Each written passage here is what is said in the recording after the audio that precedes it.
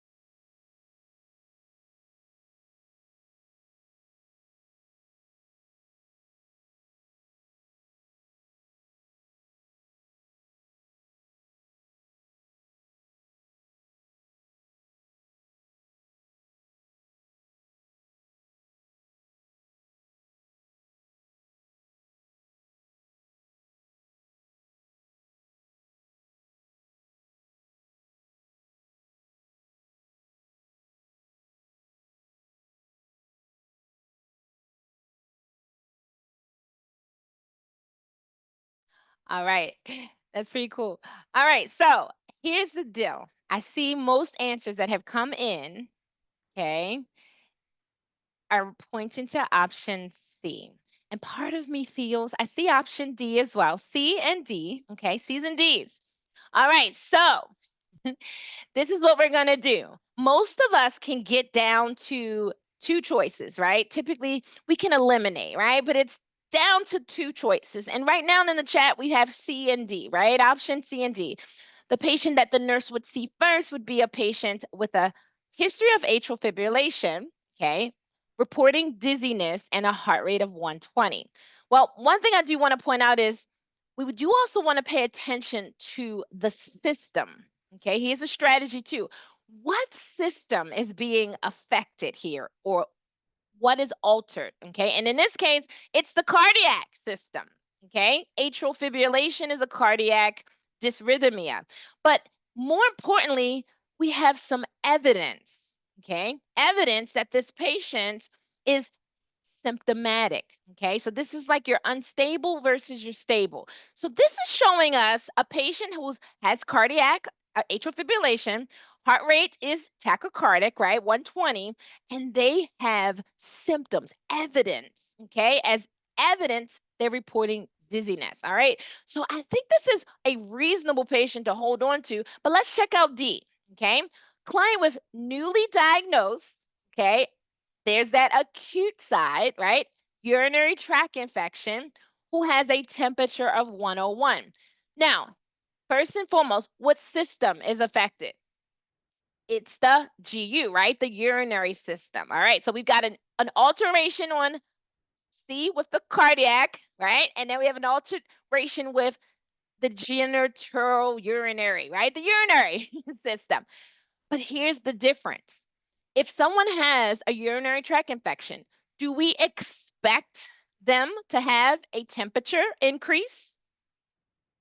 Yes, we do. Yes, right? Because they have an infection, right? They have an infection. So infection equals a temperature elevation. So D, while it is a new onset, right? It's new. It affects the urinary tract system, and they have evidence of a temperature increase, which we expect. Okay. C, the issue is the cardiac. Okay. We have evidence of dizziness and a fast heart rate of 120. So, kind of cardiac is going to trump the urinary, right? The urinary system issue. And we, as the nurse, would want to follow up with patient C. All right. So, the answer here is option C. Once again, the rationale, the client with the atrial fibrillation and dizziness is at risk for hemodynamic instability or thromboembolic events, basically blood clots, which could ultimately lead this patient to having a stroke. The others, they do require, I'm sorry, so that's going to make this patient our immediate priority, and the other clients are a little bit more stable and not as urgent as our cardiac patient with symptoms and tachycardia. Okay. All right. So that's our why. All right. Let's head to our next question. All right. Next question says, all right. All right, question number 2, and I'm off the screen here. The nurse is receiving a report on 4 clients. Which client should be prioritized for assessment?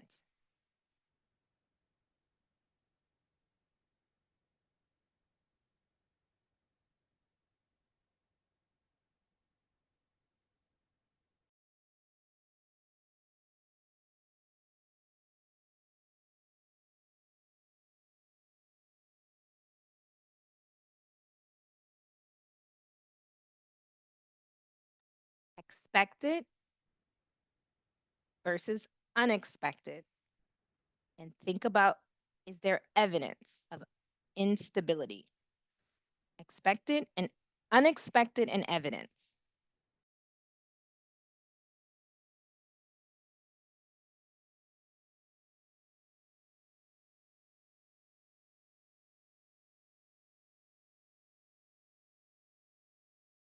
And what body system is it affecting?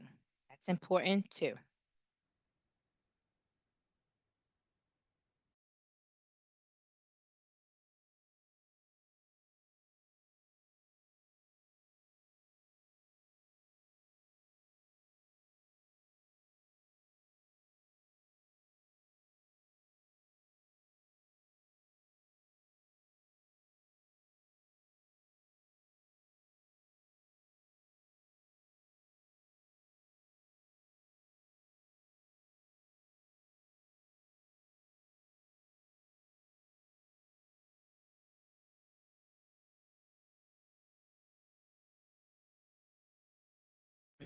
All right, time is up.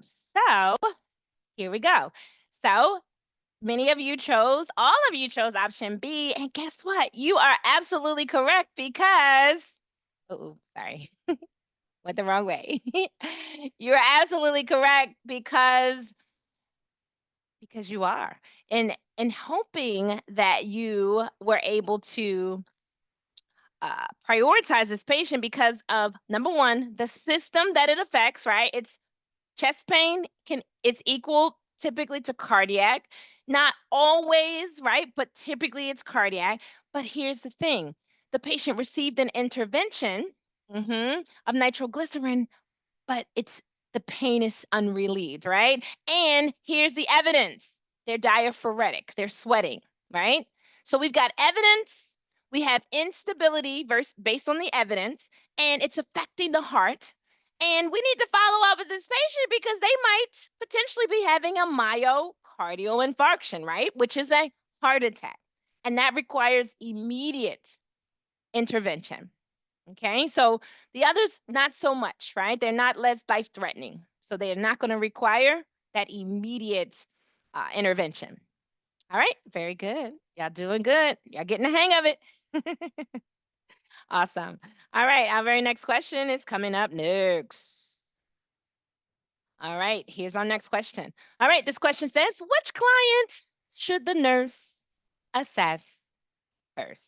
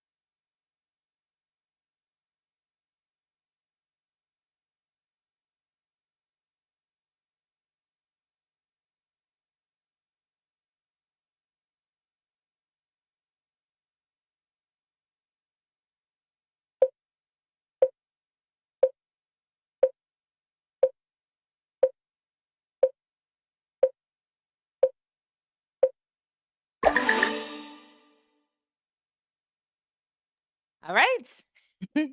So it looks like we have a variety of answers, and a couple of you are spot on. You got the right answer. So I see a mixture here of A's and D's, and A's and D's. And I want to tell you, let's walk these out. All right. No one chose B or C. All right. And C is within normal limits. Potassium range, that's within the normal. So we wouldn't prioritize seeing that patient first.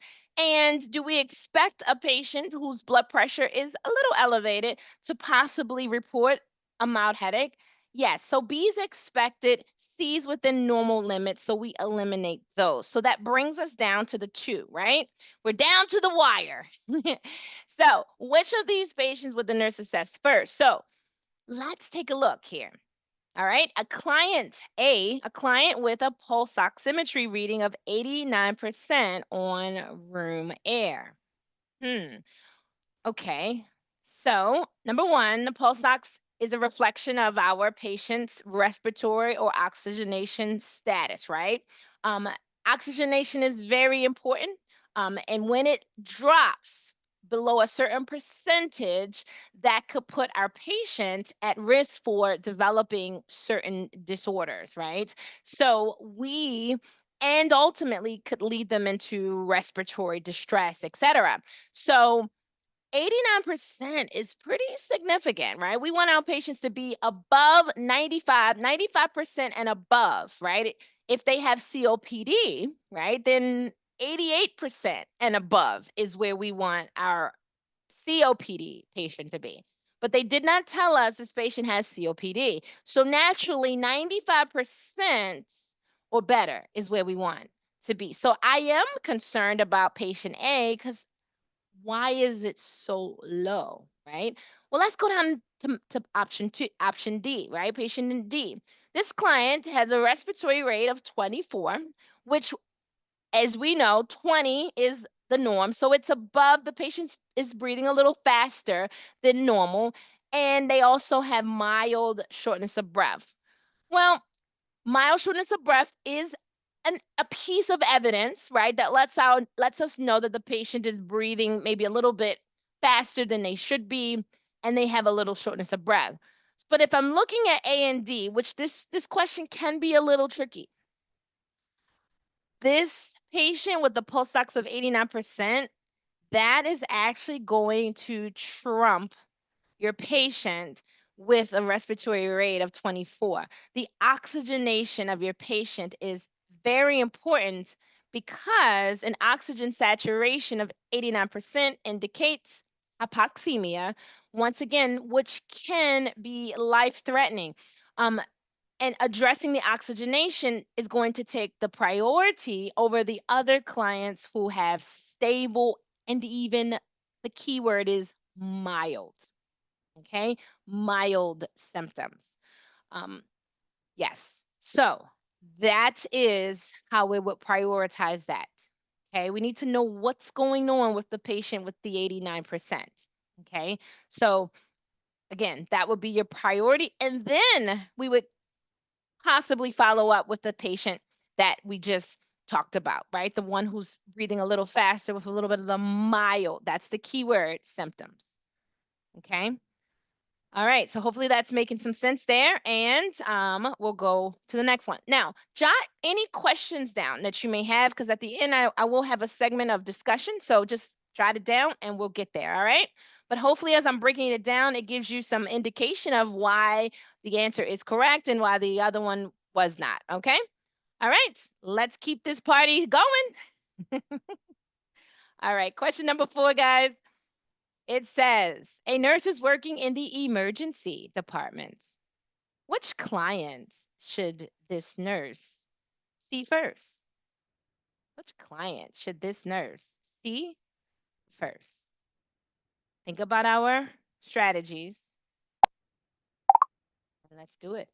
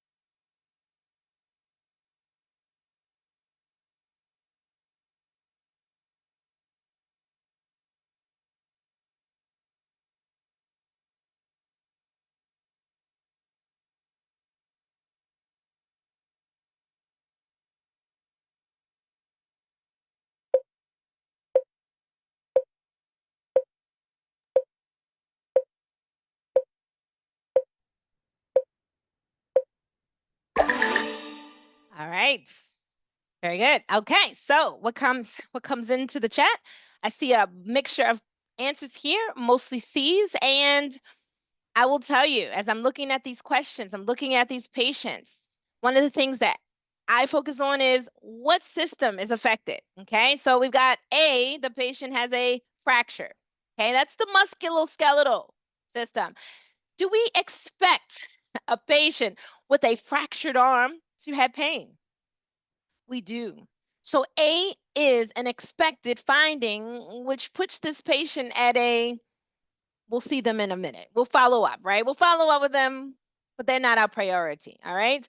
B, a patient who has a temperature of 102, okay, and shivering. That's expected. If you ever had a fever, in your fever, that's part of how our body responds, especially in the presence of fevers that are that high, 102. Yeah, shivering is an expected finding. C, ooh, a suspected stroke. Well, what body system does that affect? Well, it affects the neuro, right? Affects the brain. Suspected stroke. And here's the other add on, slurred speech. Guys, that's your evidence. That's showing us that this is a potential unstable patient, because that's not an expected finding, right? That shows some level of evidence that this patient is a possibly unstable, right? And then, so we're going to hold on to C, and let's look at D. A client with abdominal pain and a history of constipation. Well, abdominal pain affects my GI system, okay? And we're talking a history of constipation. So this sounds like this is not even like an acute or new thing, right? History means chronic. Probably this is a chronic thing, right? So remember, chronic we don't care about, right? Expected findings we really don't care about either. We are looking for things that are unexpected. We are looking for evidence, okay? And very much important to pay attention to the system that's being affected too, okay? All right, so for my peeps who chose option C, is correct. All right. Once again, time is extremely critical when we're thinking stroke, right? Because time is brain. That's what they say in the ER. That's what they say on the internet. Time is brain. So we have to make sure that we are assessing this patient because they could really be having a stroke. And remember, a stroke is a typically caused by a thrombus, a blood clot that gets lodged in one of the vessels. And we've got very small vessels up in our brain. And if a blood clot gets lodged and stuck there, it's going to obstruct further blood flow, okay, to areas on the other side of it. Okay, so that's not a good thing. All right. So again, slurred speech is a sign or evidence of a potential ischemic stroke, and this patient needs to be evaluated immediately. Okay. All right. So let's keep this party going. Good job. Good job. Good job. All right. Our next question is on the screen. Which client should the nurse see first during morning round? Morning rounds. Which patient should this nurse see first?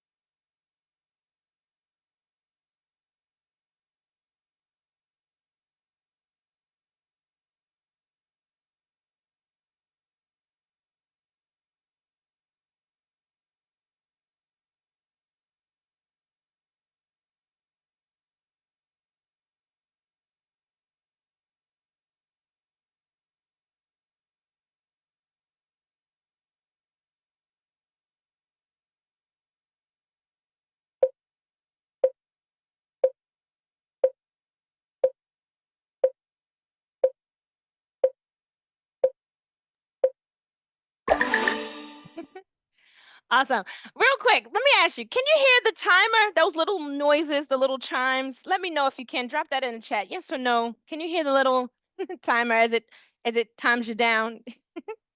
Awesome. Very good. I'm adding a little flair, a little fun to this, a fun fact to our session together. All right. All right. So I've got a bunch of bunch of answers in the chat, and most of you are pulling towards option C. I do see option A for the patients. All right. So A and C. All right, let's walk this out. We've got the morning rounds going. We got to go see who first. All right, so a client receiving chemotherapy. All right, chemotherapy, reporting nausea and vomiting. Guess what? Is that not an expected finding for someone who's getting chemotherapy? Is not nausea and vomiting a side effect of chemotherapy? And the answer is yes, it is. It is. So that is an expected finding. It's not that we're not going to go see them, but they are not prioritized because it's not an expected finding. A client who has a urinary catheter who's reporting bladder discomfort, expected, right? Bladder discomfort, that's something that could be expected with a patient who has a urinary catheter. Okay. And once again, if we're getting back to systems, the urinary catheter is in the bladder, right? Hopefully. Right? And it's the renal system, right? The genitourinary system. All right. And there's a bit of an expected finding there. So B, I would not see first. C, patient has a tracheostomy. That equals our respiratory system. And here's my concern right here. Evidence showing me some unstableness with this patient. Should our patient ever have noisy respirations and secretions really with the trach? Noisy respirations bothers me.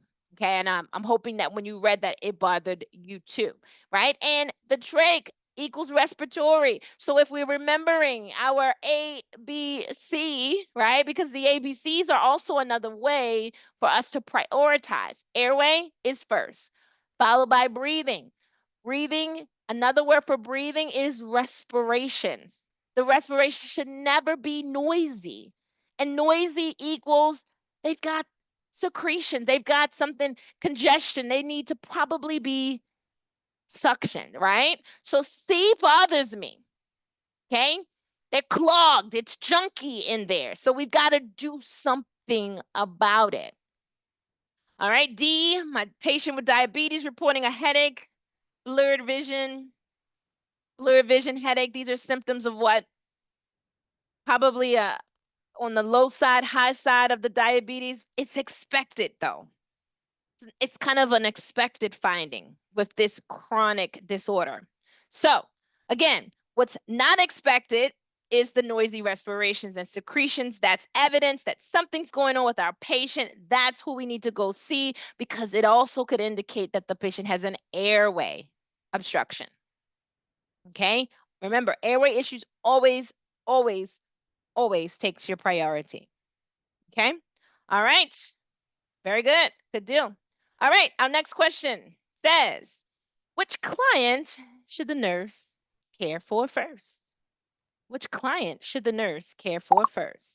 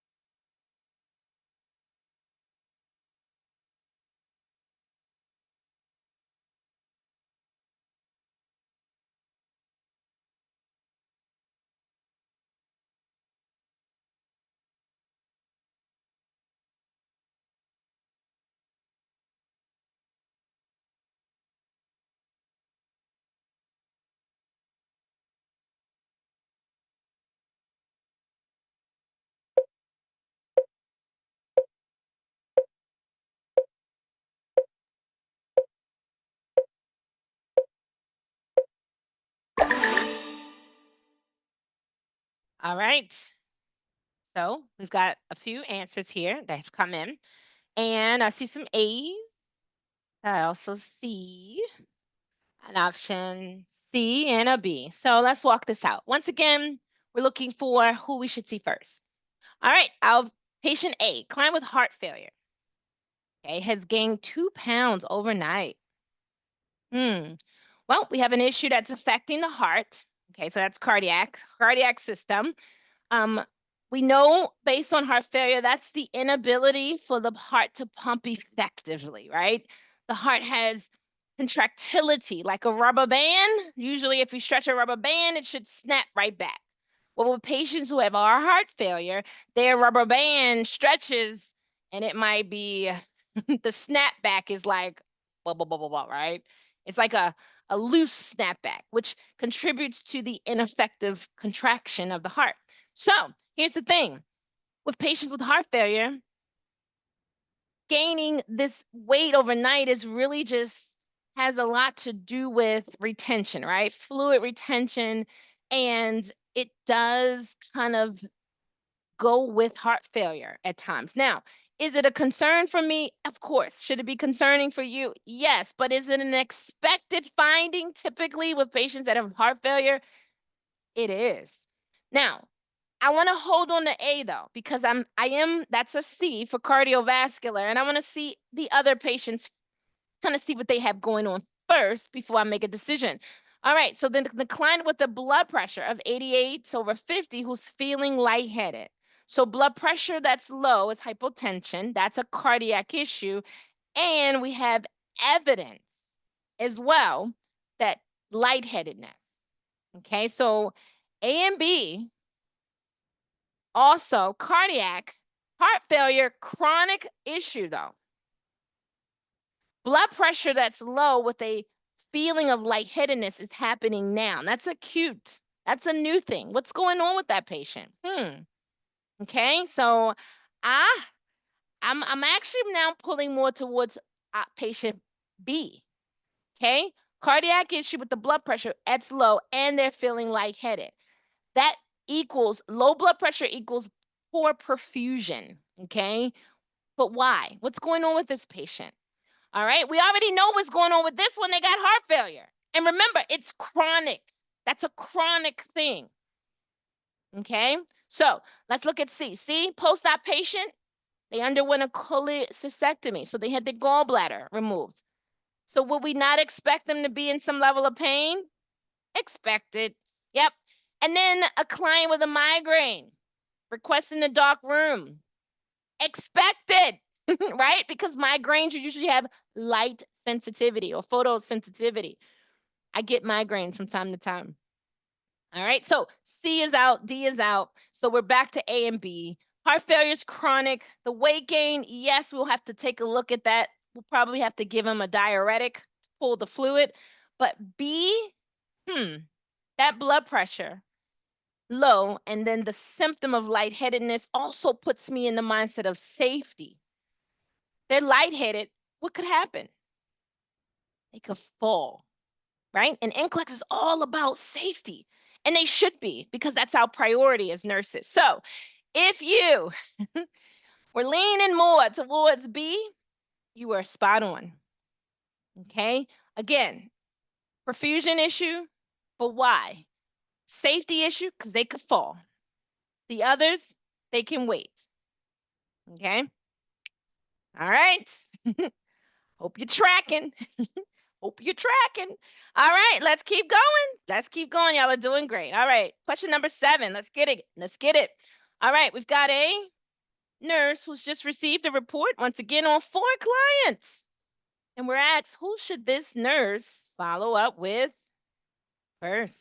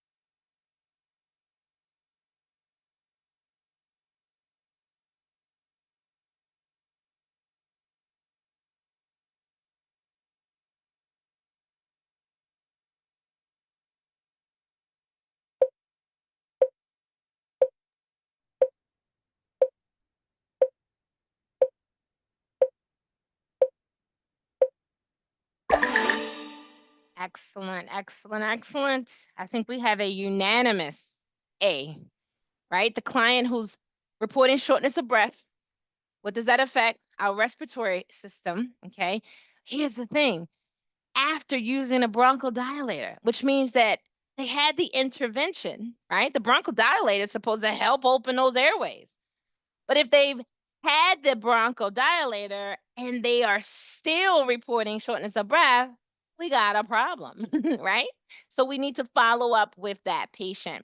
All right. The rest expected findings, right? Patient has pneumonia, guess what?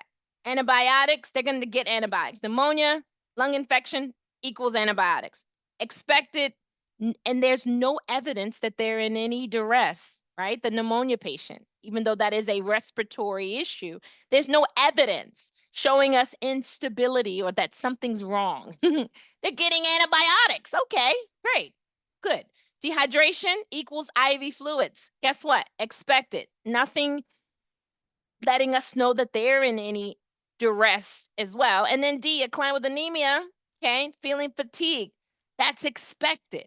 So B, C, and D expected. A is unexpected, concerning, right? Shortness of breath after having an intervention.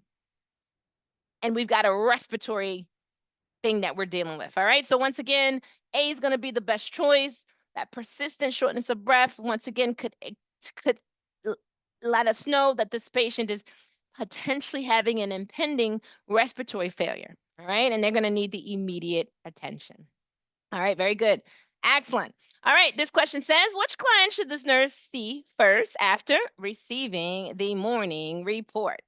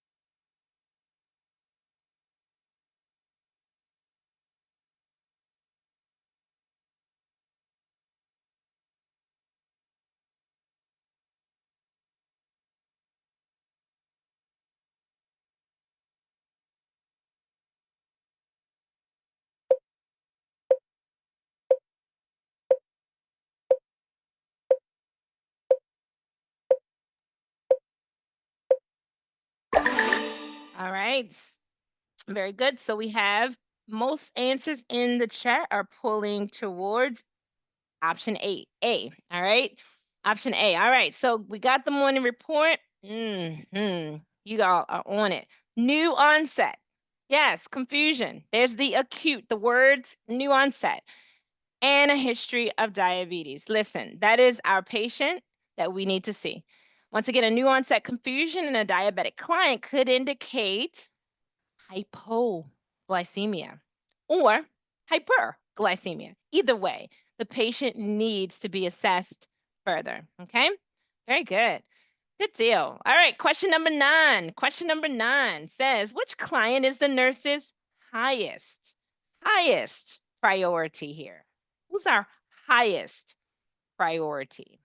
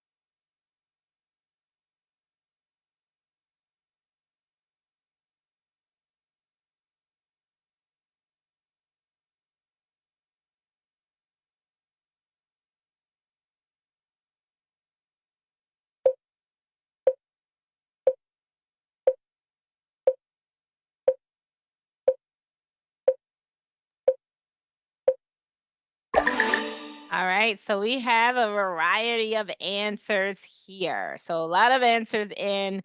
And here's the thing, a lot of these values are off, right? So these are all off, the calcium, the sodium levels, the magnesium, the potassium. But I think what they were really kind of getting at is which of these are more of a priority, although they are out of the normal limits, which one poses the most concern? Mm.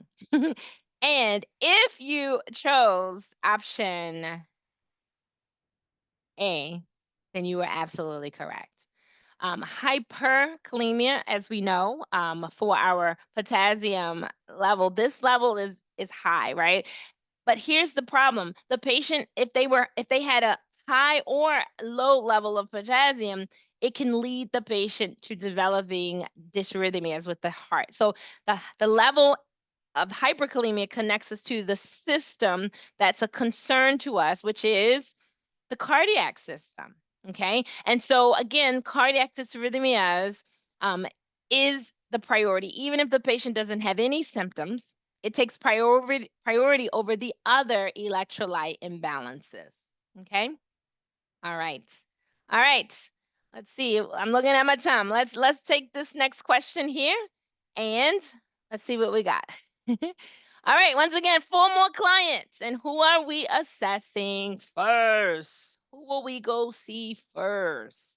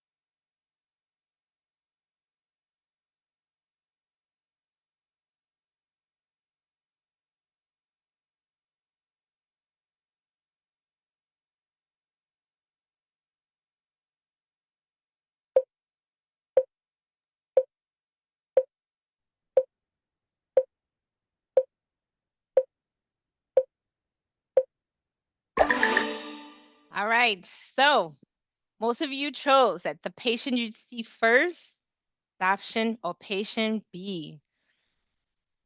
All right, let's look at this. So the patient B, client with appendicitis, reporting right lower quadrant pain. Okay, two things. Appendicitis or the is the ap, ap appendix. That's what I was trying to pronounce, right? That's part of the endocrine system, right? Affecting the endocrine system. But here's the other thing I want to point out. Do we not expect patient to have pain in the presence of the appendicitis? It's expected. And I know it sounds horrible, right? But the question says the client with appendicitis, meaning it's been diagnosed, right? They have appendicitis. All right. So that's gonna equal they're gonna have their appendix removed, likely, right? That's typically what happens. But that's not what they're talking about. They have appendicitis and they've got pain. That's expected, people. It's expected. All right. And again, it affects it's in the GI, gastrointestinal area. Okay. But then what about option A? Get back to the basics, ABCs, guys. They've got a history of asthma, but they have current symptoms or evidence of wheezing. That's a problem. Wheezing means equals narrowing of the airway. And when your airway is narrow, that can affect the patency of the airway, right? So, airway is the priority. And therefore, that patient with the asthma and wheezing, they're going to be who you're going to go see first. All right? So, that's how we got to look at this, okay? All right. So, I think I have time for one more question. I literally have 5 more, but our time is right there.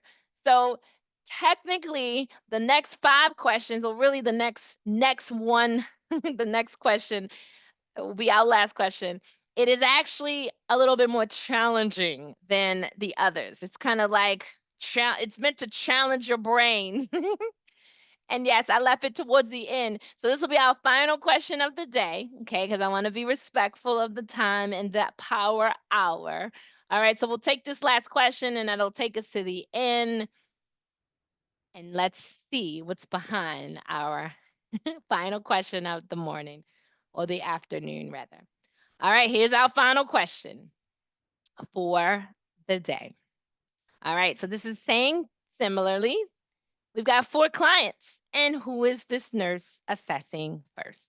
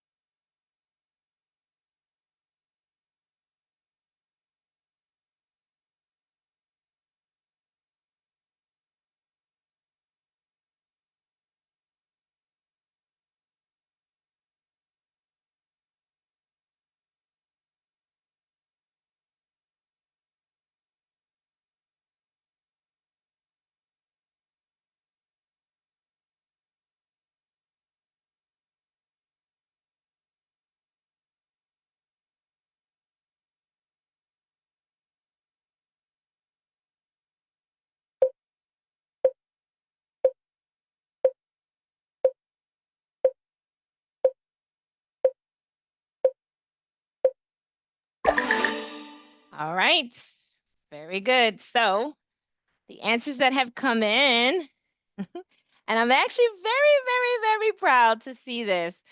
Um, Option C was the majority here. And I see you, Julia, went between A or C. C is your best, right? A, we expect the lactic acid level to be elevated in a patient who has sepsis, right? Lactate levels run from 0.5 to 2. So 2.8 is elevated, but it's expected. The patient who has a pulmonary embolism, okay, they're getting the intervention of heparin and they have some mild chest pain. Well, that's expected too. Pulmonary embolism is can cause the patient chest pain, to have some chest pain. And we're not talking cardiac chest pain, right? We're talking chest, right? The lungs are in the chest wall, right? So the patient's having a pulmonary embolism causing chest pain. It's expected. All right. And again, what's not expected and what's most concerning is the spinal cord injury at T6, patients now having symptoms, evidence.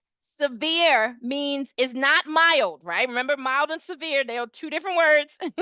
Severe headache, and the blood pressure is extremely high. So this puts us at concern because this patient actually could be experiencing a condition which I want everybody to look up and become familiar with this condition. It's called autonomic dysreflexia. It also can be referred to autonomic hyperreflexia, but this is a life threatening emergency. Okay, and it requires immediate intervention. And this is really a condition that we get concerned of with these spinal cord injuries, especially at T6 and higher. Okay, so again, look up autonomic dysreflexia, get familiar with that. But you chose C, it is correct. If you chose C, it is correct. And you did great. All right, so because it is at the hour, I just want to fast forward to the end and tell you that you did great. All right. So you all are unstoppable and you can do it. And we practiced today. Hopefully, it helped you with seeing some little tips and tricks as you were looking at the questions, answering those questions. Um, More to come. This was our first today, and I really hope you enjoyed it. I hope it wasn't boring. And once again, that you took away something today. All right. So, this is my thank you to you. I am going to go ahead and stop recording. And what I will do really quickly is remind you that we have another one coming up. So if you enjoyed this session today and you want more, you are thirsty. That's why it's called Thirsty. I want you to join me again. Next time we meet, I'm going to tell you right now, mark your calendars for, I believe it is the March the 27th. All right. It'll be the same time, same place, same Zoom link. And I'll even say you can bring a buddy. All right. Bring a buddy. Come join us because this is what it's all about is working questions so that you get more confident, right, in answering them. And you're using some of the strategies, but you're also increasing your critical thinking in the meantime. All right. So I'm stopping this recording and I will then open up for any questions in the room and then we can go from there. And if you need to drop off, most definitely do so. All right. And I'm stopping the recording, y'all.